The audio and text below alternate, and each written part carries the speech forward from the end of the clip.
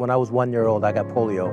I didn't want to have polio, but I was very fortunate in that I was adopted and I had a second chance.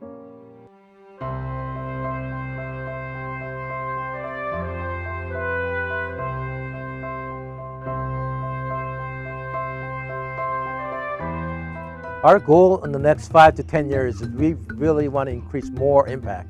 It's taken us 60 years to reach our 5 billion gift in kind goal. Why can't we hit the 10 billion GIK in 10 years instead of 60 years? $10 a month will ship $600 of life-saving medicines. $10 a month is a couple cups of coffee sometimes, so that's kind of impact we can have for $10 a month. And I invite people to join us.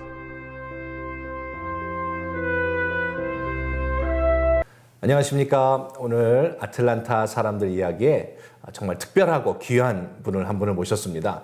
우리 스티브 스털링이라는 분을 모셨는데요. 맵 인터내셔널이라는 단체의 CEO로 지금 활동하고 계시고요.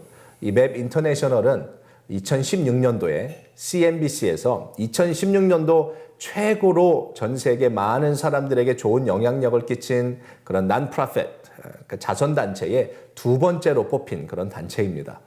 이분이 전 세계에 1,600만 명이 되는 사람들을 매년 그들에게 약품을 지원하고 있습니다. 그런 놀라운 사역을 잘 감당하고 계신 우리 스티브 스털링, 우리 분을 모시고 오늘 이 시간에 좋은 이야기 나눠보도록 하겠습니다. Steve, good morning. Good morning. How are you? I'm great, thank you. Great. And I want to also say good morning to the viewers of Korea CBS station. Good morning. I heard good things about MEB International, but before we get to that, can you tell me a little bit about how you received your disability? I'll be happy to. When I was 1 year old in South Korea, in Seoul, I was inflicted with polio. My father went to visit a friend whose son had died, and unbeknownst to him, he didn't know he had died from polio. So when he came home, he passed the virus on to me. And so when I was just a little over a year, I ended up getting polio, which was very, very devastating because I was the oldest son in the family. Okay. I'm sure that influenced a lot to the family. So what happened after that? Well, my parents did the best they could to take care of me. And this was I was born in 56, so this in the 57, Korea was still struggling economically.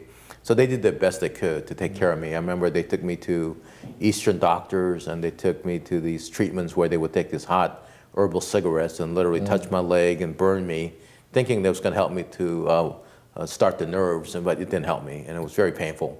And so when I was 5, they realized that if I were to have a chance in life, that if I could come to America, then maybe I could do that. So my aunt heard about a Christian orphanage called Holt International Services. And so my father took me there, and he actually left me and abandoned me. And I remember the night before he took me, he got very drunk. He never got drunk before, but that night he got drunk because it must have been very painful for him to leave me at the foot of the footstep of the orphanage. And so I remember that very clearly because my father told me, cry and somebody will get you. And I obeyed him, I cried, and sure enough, somebody got me. So I'm thinking, well, my dad's gonna come get me. Abanim's gonna come get me. So I crawled back to where he dropped me off because I didn't have leg braces or crutches. I didn't have a wheelchair, so I had to crawl, and I kept on waiting for him. And I did that for 2 weeks. Kept on waiting for him, but he didn't come back. But fortunately, 2 weeks later, my relatives brought my younger sister. Her name is Myung-hee, and she and I were adopted together to come to America. So at least, and she's not disabled, and so at least she and I were together in the orphanage. And so we were in the orphanage for 5 years. Okay. And so my parents, my American family, when I said my parents, adopted 6 children, 4 from Korea and 2 from California, and then God blessed them one of their own at the end. And so when my parents went to Korea, this was in 64, to pick up my other brother and sisters, not related to me, they were passing out candy to the kids that were being left behind. And so my sister Myung-hee was there, so she took the candy, she runs off. And so my parents asked the orphanage worker, why does she run off that way? Doesn't she like us? And she said, no, she has a handicapped brother, and she's taking him candy first. So I trained her really well. But she was my legs. But they were so touched by her kindness, they asked the orphanage worker, can we see her brother? So they walked to the way of the back of the orphanage. They kept the handicap gifts in the back of the orphanage, sight unseen. And so when they saw me, they said, oh, we need to adopt him also. And so 2 years later, we came to the United States. So it was such a blessing time for me. Wow. So you and your sister both got adopted Together. American family. Right. Had she not taken me candy first, they wouldn't have known about me, Right. and they wouldn't have adopted either one of us. But because of what she did, Right. this act of kindness, they were so touched, they adopted both of us. So after you got adopted, come to America. What was your childhood like in America? Oh, I was so happy because in America I was accepted. Now I have to tell you a little bit about when I was in Korea at the orphanage. Once I got the leg braces and crutches, I could walk. Then I could go to school. But kids picked on me every day, physically and verbally, and just constantly making fun of me. They were calling me crippled boy, making fun of me all the time. So when I came to America, they didn't do that. We were the very few Korean people lived in Anchorage, Alaska at the time. And so they were treating us so well. And so it was our home. It's, Migook, beautiful land, and big mountains and ocean. And we had a lot of kids in the family. And so it was so fun, so much fun growing up. I went to regular school. Actually, first year, they put me in handicap school. I didn't know how to speak English then. But by the time I was done the first year, I told my mom and dad I need to go to regular school because it was too slow for me. And they put me into regular school. So it was so much fun growing up. And I had all these dreams coming to America. I remember one time I asked my mom and dad, what are the best schools in the United States? And they said, Ivy League school and Stanford. I said, I'm going to go to one of them. And they said, Steve, we adopted all these kids and we don't have any money. They're very expensive. Right. And also they're very hard to get into, right. which means I'm not that smart because I wasn't. And I remember I said something like, well, God will provide. And they probably looked at me, what is he talking about? And sure enough, later on I went to Cornell University and from undergraduate, and then Northwestern Kellogg School of Business for my MBA. Wow, okay, great. So you did MBA, Cornell. What was your vision in college? My vision was, my dream was to make lots of money.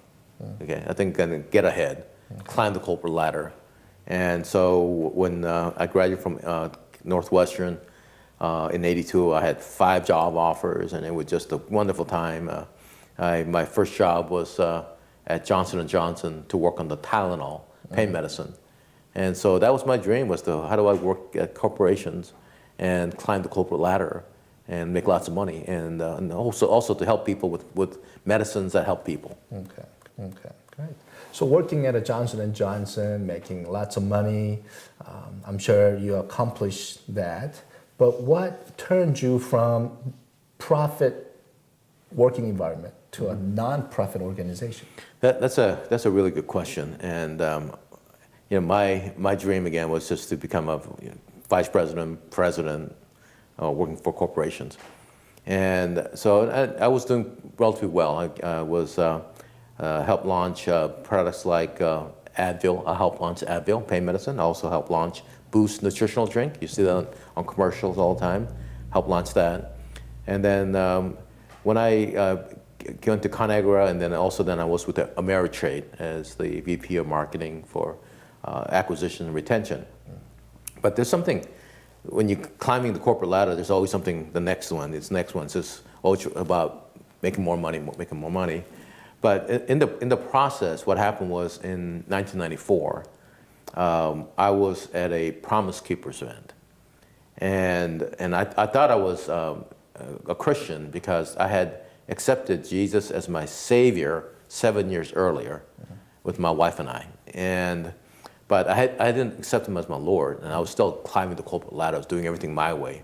And I didn't want anybody to tell me what to do, including Jesus. I said, I'm going to do it my way. But at the Promise Keeper event in 1994, I was with 65,000 men, and my wife coerced me to go. And so I'm sitting there, and the pastor that speaks the first night, he says, one of the worst sins in your life. And I'm thinking, what is your worst sin in your life? And he said, your worst sin in your life is your pride, because your pride steals God's glory. All of a sudden, he's talking to me. And right in front of me, my life passes in slow motion. Then I start thinking, why was I the only handicapped kid to be adopted out of the orphanage into a loving home? My parents couldn't afford to send me to school. I go to the best schools in the country. I marry a wonderful woman, and she and I never dated. And I have 2 kids and a job and everything, American dream. And I realized God was answering every one of my prayers when I cried out to him in the stillness of the night in the orphanage when I was growing up in America. And so, but I was taking credit for all that. I was saying, wow, look what I've done. Look what I've done. And that night in 1994 at the Promise Keeper event, I accepted Jesus as my Lord and Savior. And that was a very important point because 7 years later now, in 2000, the founder of the wife of the orphanage passed away, Mrs. Holt. And I was on the board of directors at the orphanage. And so, in fact, in 2000, the stock market crashed. And so I got laid off, which was a blessing in disguise because I had the time to travel to Korea and to visit the orphanage I grew up in. And at the orphanage, during the funeral time, I met one of my childhood friends. His name is Kyung-Soo Sun Kyung-Soo. And he has severe cerebral palsy. And he was sitting in a wheelchair, and he could barely feed himself, but he was smiling at me, so I thought he must be my friend. So I asked him, Kyung-Soo, do you remember me? He said, yes, Myung-Soo, I remember you. I said, what do you remember me about? He said, Myung-Soo, you used to beat me up all the time. I said, oh boy, I felt bad because I'm really strong upper body from using crutches, and I felt really bad. I said, Kyung-Soo, would you forgive me for what I did to you growing up? And he looks me right in the eye and goes, Myung-Soo, I forgave you a long time ago because Jesus Christ forgave me of my sins. And when he said that, it really touched my heart. And I started thinking to myself, what am I doing with my life? And so God used that to take me from profit to nonprofit, because then I've learned also that the orphanage was helped started by Bob Pierce, the founder of World Vision. So I came back and did internet research, and after many, many interviews, World Vision offered me a job as VP of Marketing Operations in 2000. That's how I went from profit to nonprofit. I see. So you received Jesus Christ personally, and you got the vision, and you told me about you're married, you have a wife. In that transition of your life, how was your support? Did you get the support from your wife? Or how was she? How did she take this news? Yeah, my wife is the biggest champion for me. She's such a wonderful helper. I cannot do what I do without her. And she's a godly woman. I'll show you the answer prayer because I told you, she and I never dated. And when I asked her to marry me, she had many wedding proposals, and she told them no to all of them. But when I asked her on the phone to marry me, she says yes. And that is because God answered my prayer. I remember many, many nights and growing up in Alaska, and I prayed, the Lord, would you one day, I skipped the girlfriend altogether, I went right for the wife. I said, Lord, would you one day give me a wife? Make her wise, make her kind, make her gentle. And also I said, God, you're the God of the universe, make her beautiful. When I asked Suki to marry me, she says yes. So it's just incredible. And she's been my lifelong journey partner for 35 years now. Wow. In the grace of God, she stayed with me. So she's been the biggest supporter. So I remember because I actually had 2 options when I went to nonprofit. The day after I got the offer from World Vision, I actually got a call from my recruiter in Atlanta, Spencer Stewart, and they said, Hallmark, because I had interviewed months before, said Hallmark just called them, said they wanted to make me an offer as vice president of a general manager of a division. Wow. And that's the job I really wanted. But God, when we were praying about it, God showed us clearly that he wanted us to go to World Vision because he brought to us John 4:35, and it says, Jesus is talking to his disciples, and Jesus says, you say another 4 more months than the harvest? I tell you the truth, the field is ripe for harvest now. So what God was telling us is don't wait until you retire. Do it now. And so that was so clear, and the offer at Hallmark was much more money than what I was offered at World Vision. But Suki and I, we talked about it. She was so happy because she wanted to do something like this, and that was her dream as well. So we talked to our children about it, and I said, look, I'm going to get paid a lot less. We have money, but you're going to have to go to public school for college. I don't have money for private school. But you know what? Amazingly, God provided through scholarship. They went to private school anyway. They had to pay for their own law school and graduate school, but so it was good. So anyway, that's all I'm so thankful about how all that happened. Okay. So tell me a little bit about how you come to work with MEP International. About a little over 4 years ago now, I get a call from a recruiter, and the recruiter said, we have a perfect job for you as a CEO of MAP International. I said, MAP? Who uses MAP? Everybody has GPS. And they said, no, it's a nonprofit that helps distribute medicines all over the world. And my initial response was, no, because I told the CEO of a previous nonprofit I worked for that I would be there for at least 3 to 5 years. I was just there 2.5 years. So I come home and tell Suki about it. And Suki says, you said they're a Christian organization? I said, yes. She said, don't you think we should pray about it first? I said, you're right. She's very wise. So we prayed. And then God revealed to me that this is the place He had prepared me for. And you know, why did I get polio when I was 1? Why did I work for pharmaceutical companies and for profit and nonprofit? And so what MAP does is really take the pharmaceutical companies' products that they cannot sell because it's below 1 year expiration date, and then we raise money and then we ship them all over the world. So I've been blessed to be the CEO of MAP International for the last 4 years now.